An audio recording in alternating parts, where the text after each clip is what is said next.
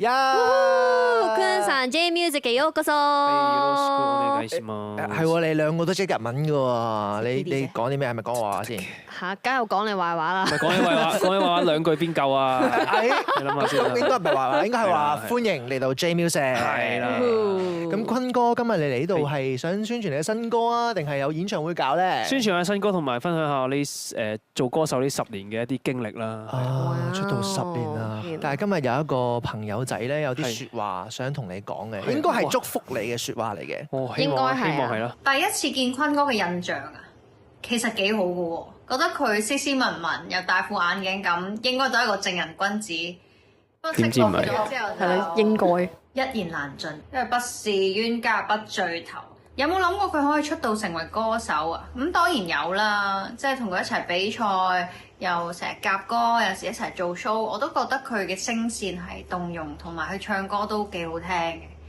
不過佢嘅外形啊，佢嘅造型啊，佢副會蒙眼，即係會有水蒸氣眼鏡，即係令到佢成為呢個我最喜愛嘅男歌手咧。我就反而覺得我真係冇諗過咯。一係咧嗱，我想講，一係偉永哥同你好熟，係一係就完全唔熟，係啦，得兩個可能嘅啫。即係對你嘅音樂係完全冇感受喎。唔係佢唔想讚我啫，可能大家識咗咁耐，即係15年啦，識咗就係咪先？大家都即係大家跌跌碰碰啊，咁樣樣去。我好中意佢有隻歌叫《小人物》嘅，咁就係都幾啱大家嘅一個總結啦。勇敢到不管結果，上次有你唱過㗎。係啊，自知這顆心難捱餓，也許我必須這樣傻，才承受得起跌宕。OK，同佢啱啱講話，你以呢個形象、呢個 look 攞獎，佢就覺得好出奇，就好似即係可能你本身個樣係好似人畜無害嘅，點知原來係。都係隻甩尾嗰堆嚟嘅，都唔係人畜無害。我呢啲叫大智若愚。喺你呢個10年嘅路上啦，又遇上一次收到通告係要做呢個台慶嘅棋盤上面嘅一隻棋，係最容易記住嘅一件事情。係啊，嗰陣時都有好多人戥你唔抵啦，或者覺得啊你。聽完你唱歌，覺得你就得更加好啦。你嗰陣時係點樣睇呢件事嘅？嗰陣時其實我咩都冇所謂嘅嗰陣時，而家都係雖然係咁，但係即係我記得2年前我都有着翻嗰件棋衫嚟去台慶，但係就嗰時一個視每一個機會都係應該要做嘅，咁唔係就你唔知道佢係好定唔好咁樣，幾好玩啦！即係你一個台慶入邊，你每一拍都可以出到你嘅樣，你諗下咁，所以呢個係咁樣諗嘢咯，係啊。歡迎 Cousin Welcome Cousin Fo。好多人啊呢度。咁我想問翻咧，你當初由藝員簽咗做歌手嗰陣咧，有啲咩感受嘅？好似即係得到個資格咁樣樣咯，拎咗合約出嚟咯。係啦，係啊，我係歌手嚟嘅，周圍俾人睇。係啊，有人簽咗我咁樣，即係有種咁嘅好似正式成為歌手嘅感覺咯。係啊 Cousin 好多歌咧都係啲即係嗰啲兵歌啊，寫俾坤哥。咦係嘅咩？係劇透早期嘅感覺係咯。係咪因為佢個樣貌似兵，就係棋盤上面嗰隻兵？個粒啊，係啊，都係幾冰啊！冰啊！冰下啦，唔係你都係被動嘅啫，呢啲都係睇下邊個主動邊個被動啦。咁啊係。係啊，你唱歌都係演繹嚟㗎嘛，係咪先？哦，演嘅係演出嚟嘅。哦，而家去到坤哥出道嘅第10年啦。係。咁你哋都認識咗起碼有10年啦，有冇啲説話好心底嘅説話想同大家講？佢寫一隻歌嘅，我哋合唱咗嘅，叫《難得你和我》。其實大家無需講什麼，係啊，就係咁。即係有時候唔需要講太多嘢，大家相處喺同一個空間，做緊一個大家係舒服嘅事情，同埋開心嘅事情就夠啦。咁佢嘅生活圈子係咁啦，我嘅生活圈子係咁嘅，係啦。咁但係咧就即係可以喺埋一齊去為音樂而到去努力同一件事嘅時候，就發覺嗰個默契都真係喺度嘅。我又想劇透下啦，呢首神曲《陽光點的歌》係點樣誕生嘅咧？嗰個 1 2 3 4好似係 demo 嘅時候已經有，好似叫 Wonderland。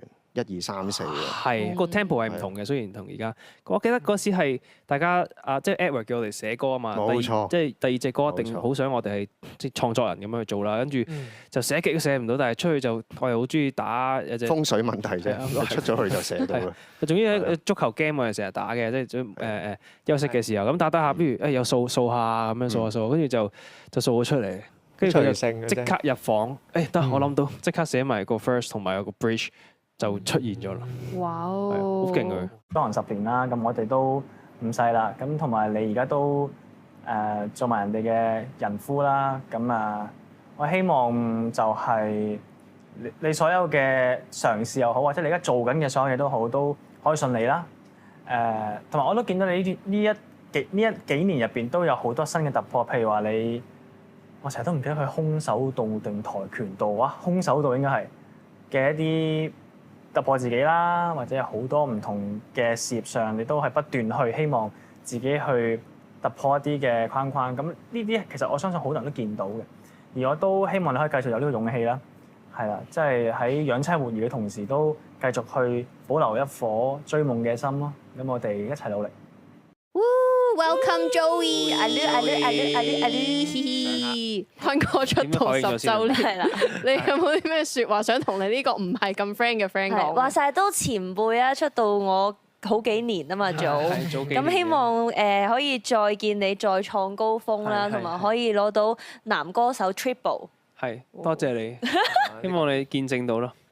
哇！希望你有咁長命點解有種尷尬嘅？係我嗰陣時大學嘅時候咧，有 cover 佢首陽光1、2、3、4，寫下嗰首陽光點的歌，有 cover 㗎，跟住我有 tag 你㗎。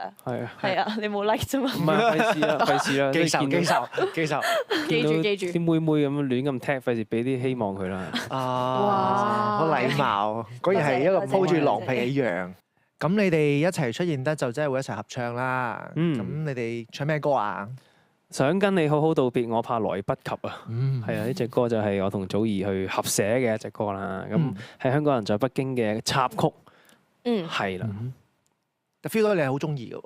好中意啊，因為佢寫詞好好啊，好叻啊！嗰陣時佢啱啱一路拍一路寫咗呢首歌出嚟咧，未有詞啊嘛，可能有時候哼下啦，跟住無論係監製定係啲演員咧，個個都哇好好聽，即係大家都係好中意呢首歌。有你啊！